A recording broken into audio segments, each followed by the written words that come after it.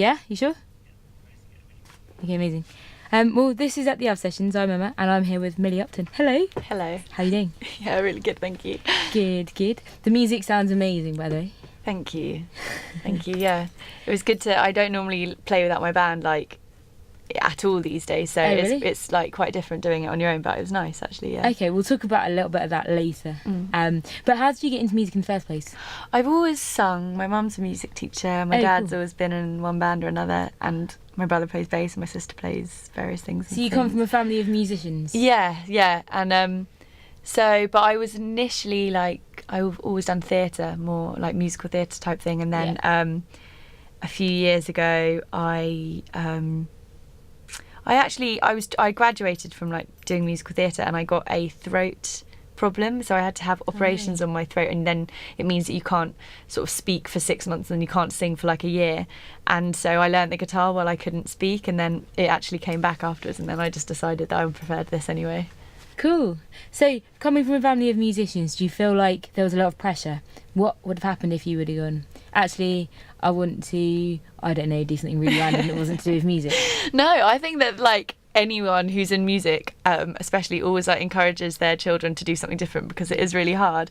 No, there was no pressure at all, really. It was always just easily something to fall into. But I think, yeah, it is one of those businesses that's just so uncertain that I suppose if you're advising your children to do anything, it's not be a musician. Yes, please. But I think any parents that are of any profession will say, don't do that. Oh, yeah, maybe that's true. Yeah, I think it's like a grass is on the greener. Yeah. Grass is on the green. Grass is green on the other side. Yeah.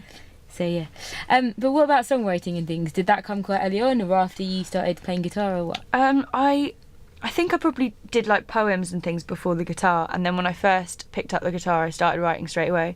I think that's probably my favourite bit of the whole process. I got into, do you know the band, or have you ever watched the film The Last Waltz? No, I haven't actually. It's amazing. It's an amazing film. But we've got Paul sitting on the other side of the glass. He's going, yes, it's amazing. Yeah, it's amazing. It is. And my dad showed it to me when I was really young, and then ever since then I started writing. So the people that are in that, it's like the band, and then Joni Mitchell's in it and Van Morrison's in it. It's like the best lineup you'll ever see. Amazing.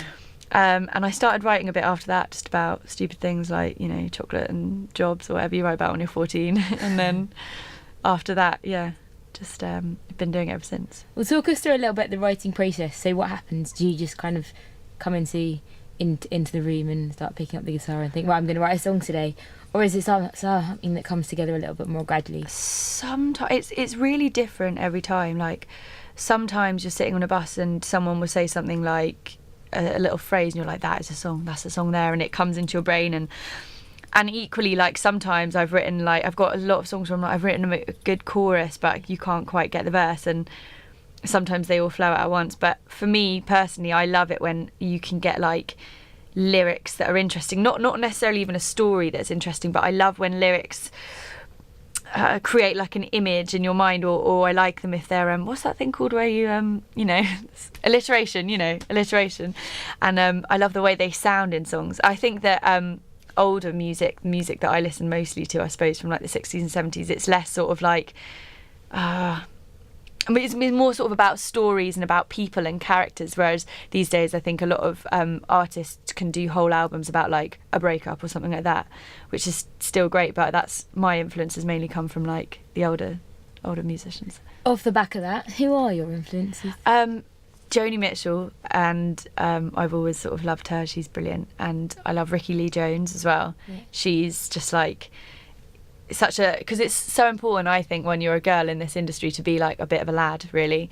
And I think there's quite a lot of frilly, girly singer-songwriters, which there is nothing wrong with that at all. Careful. But I know, you're right. But no, and there are brilliant musicians who are like that. And Joni Mitchell's a bit, you know, it's kind of, it's girly and it's quite high and things, but because my other influences are like the Rolling Stones and like Fleetwood Mac and even the Clash and stuff, I've always been so sure that I've always been so inspired by music that's powerful and quite big, and that's why I got the band together, because I couldn't create on my own the sound that I wanted to create. And so I've always had a lot of like you know, I've always grown up listening to a lot of men, and I like to think that makes my songs a bit sort of more boyish. I don't know. I can't put it in any other way. I know exactly what you mean, don't worry. So you've spoken a couple times already about this band of yours, who aren't here today, unfortunately. But give us a bit of a rundown of who they are, what they play, that sort of thing. So I've got Gareth, who's on drums. I've got Ray, who's on bass, and Ian, who's on guitar. And actually, I had a different lineup last year, so we've changed things around recently, and we're just rehearsing to get things on form. But I love them; they're brilliant. Like the music is, I feel like the music can be what it's supposed to be when you play with them, and they're all like incredible musicians. I don't really like read music or understand the theory side of it, so they're all sufficient enough that they can just hear my songs and just make up these amazing lines and harmonies and things to go on it. So are they part of the writing process too, or do you come to them with songs and say, right, this is the song, how can you make it big for me? Yeah, pretty much that. I come to them with the lyrics and the tune, but often like the arrangement is them and me together, you know, trying to make it into a proper, an exciting song that always goes on a bit of a journey, you know, with stops and with swells and with various things. They all help with that bit, definitely. So we're going to play a song now. What's it called? This is called Out of Fear, this song. And what's it about? It's about, I don't know. I wrote it actually when I was quite young, but I think it's just about relationships, you know, the usual. Maybe being in one that you don't want to be in at that time. But I'm not sure I'd actually experienced it when I wrote it. But then later on in life, you sort of understand what your songs mean. Fair enough. Yeah, this is it.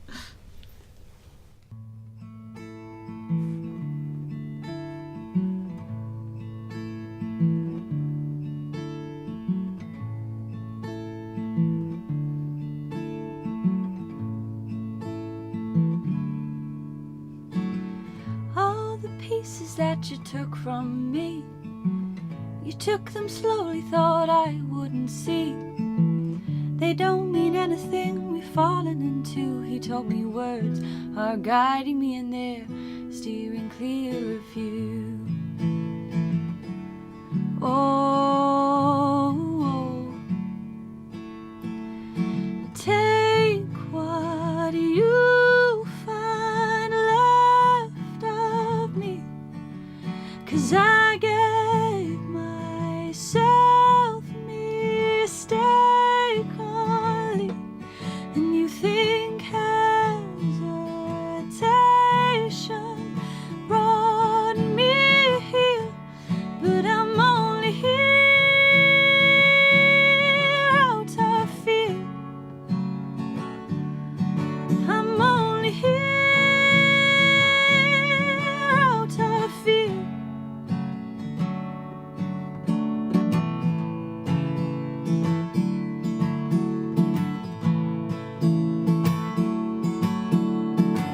Every time you showed your handsome in ways, I counted seconds waiting for my praise. They're creeping up, they're creeping in. These flaws were nurtured by you. How do you walk unscathed, seeing what you do?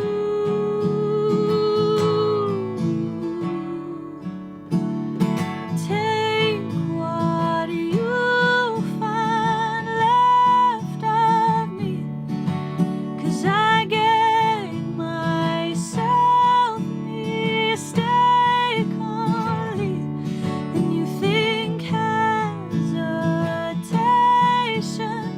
brought me here,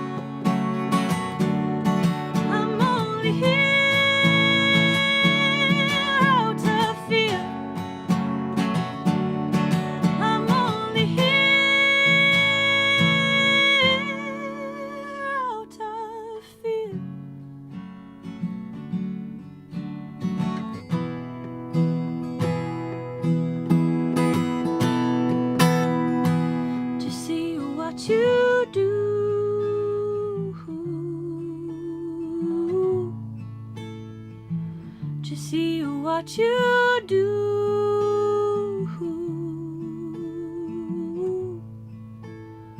Oh, do you see what you do? Now, I picked you up a few hours ago. I'm not even sure of the time frame, but I picked you up, and we were doing, like the pleasantries of how was your day or whatever. And the first thing you said was I was doing all-night rehearsals. Yes. And then when I said for what, you came out with, and for me this is phenomenal. I'm going to let you explain because it's mind-blowing. Your big gig that you've got coming up. What are we talking about? What big? Ronnie Scott's? No, the big Shard gig you're talking about. Oh no! That's coming up. Oh yes. Well, it's not that big, but it is quite It's pretty cool. big. It's Yeah, that's really what I cool. It's just the Shard. Yeah, but it's all this week and next week. So it goes. This is not like a gig. It's like a massive busking sesh. Amazing. But it's a really cool gig. So anyone that's around London Bridge, basically the Shard have got a new programme to sort of like, I don't know, encourage. I'm not really sure how it's linked, to be honest, but encourage. Promote artists. Yeah, exactly.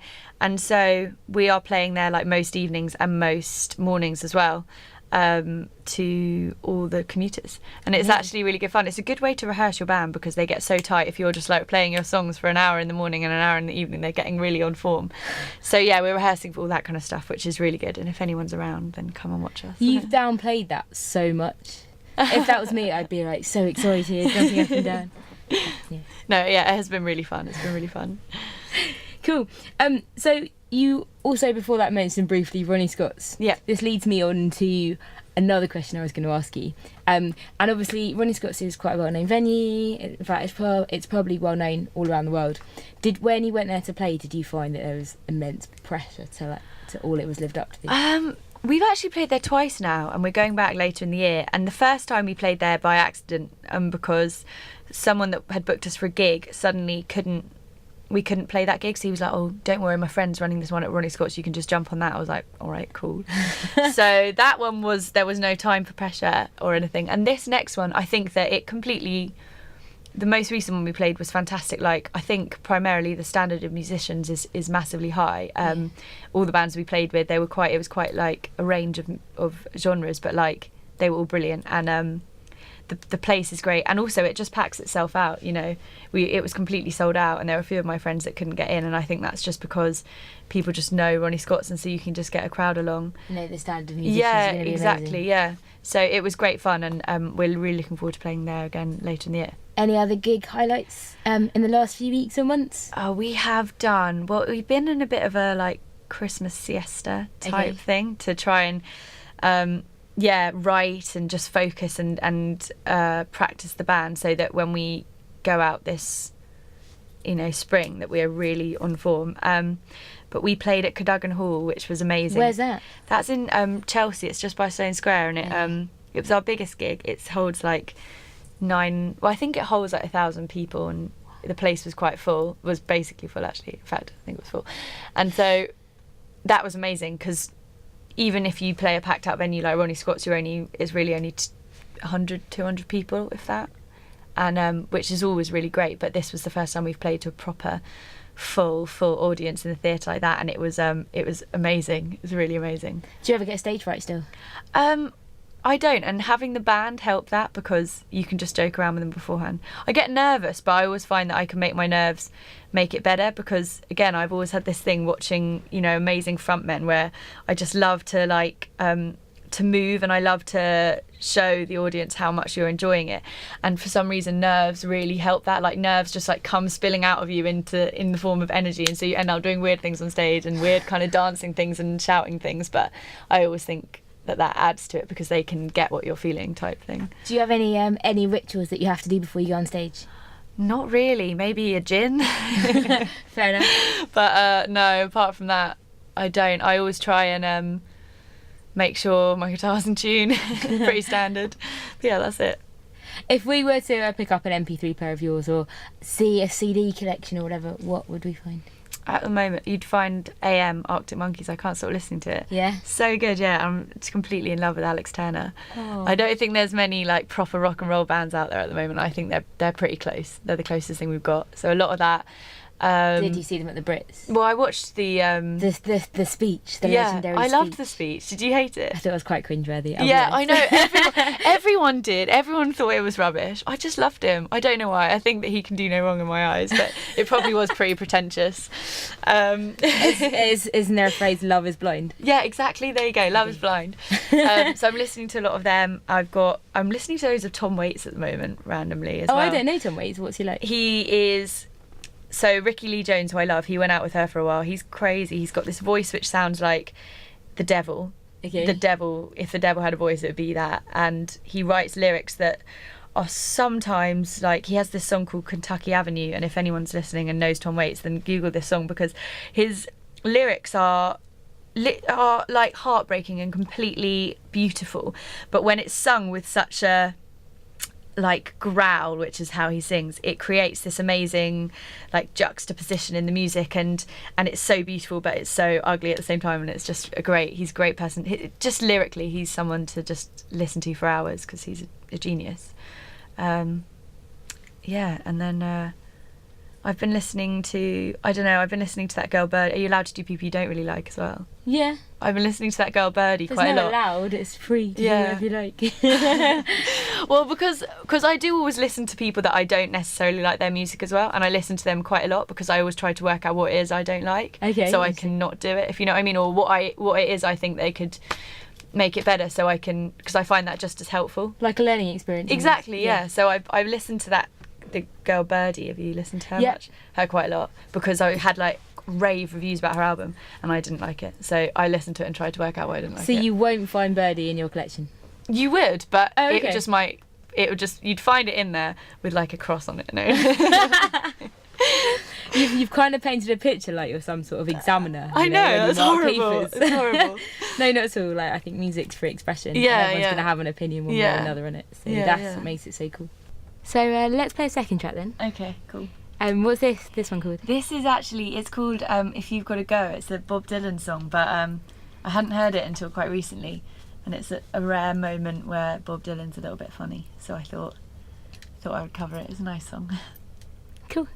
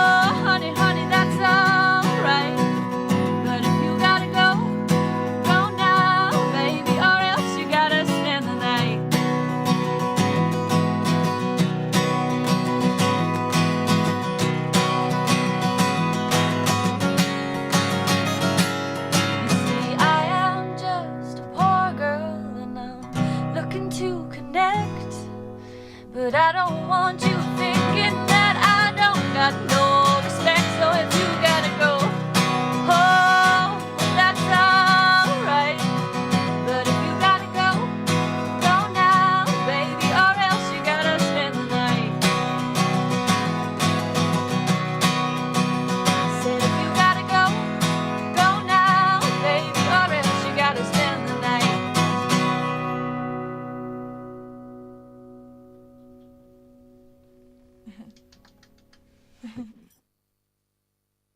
What about we were talking a little bit about Walk the Wall, this big festival Yes. that you did during the summer, and I'll be honest, the reason why I thought I guess discover your music and find out more about you is because you were recommended by a couple of the other artists that we've had in recently.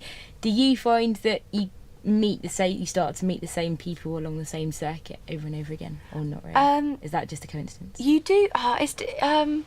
It's London. It's such a huge scene. There's so many musicians that But in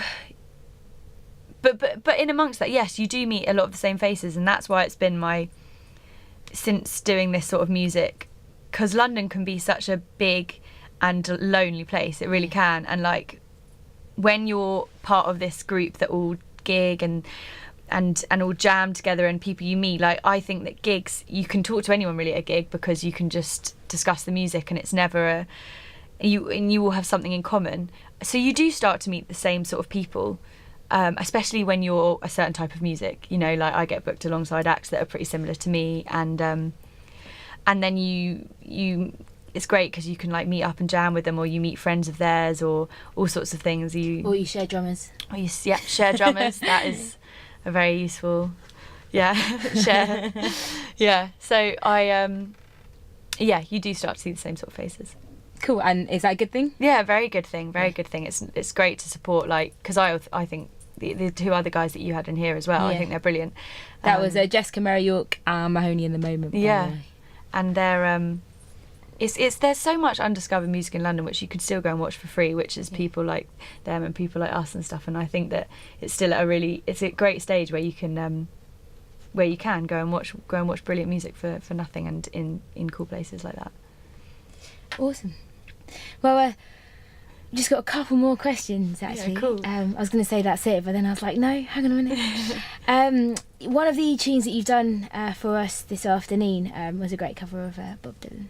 And this has prompted one of our audience members, I guess, to ask the question of what sort of other covers do you do? Do you do any other covers? How does that work? I'm a bit rubbish with covers because I have written from such a young age, but I did start busking in Brighton when I was younger. That's how we first started gigging. I would just busk in the lanes because people in Brighton are really cool and like everyone wants to hear the music and that kind of thing. When you say busk in the lanes, what do you mean? Well, have you been to Brighton? Yes, once or twice. So the lanes is just this really cool bit of Brighton where there's great shops, great bars, great people, and it's just a cool vibe, and you can just set your stuff up and play, and people are always really up for it, and you get people coming over and listening and dancing, and you get lots of homeless people that also come and do that, which is nice. That's really nice. But so I suppose I did do covers then. I think I did strange things like Beyonce covers and like it was quite a long time ago. No, and but more recently I've done an Arctic Monkeys cover, which I love, and I do a Joni Mitchell cover, which apparently you're not supposed to do. Why? Someone that you sound a bit like, because it's it does, you know, it's obvious. So okay.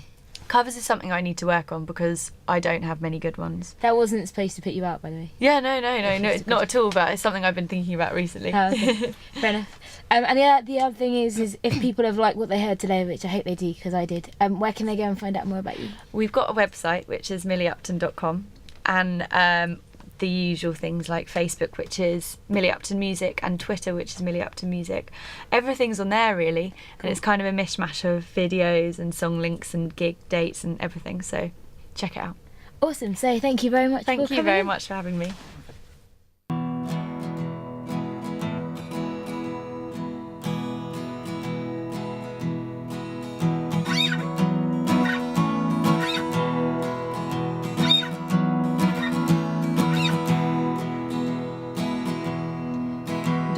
Stranger, he said. Don't be a stranger like you want to. Don't be a stranger, he said. Don't be a stranger.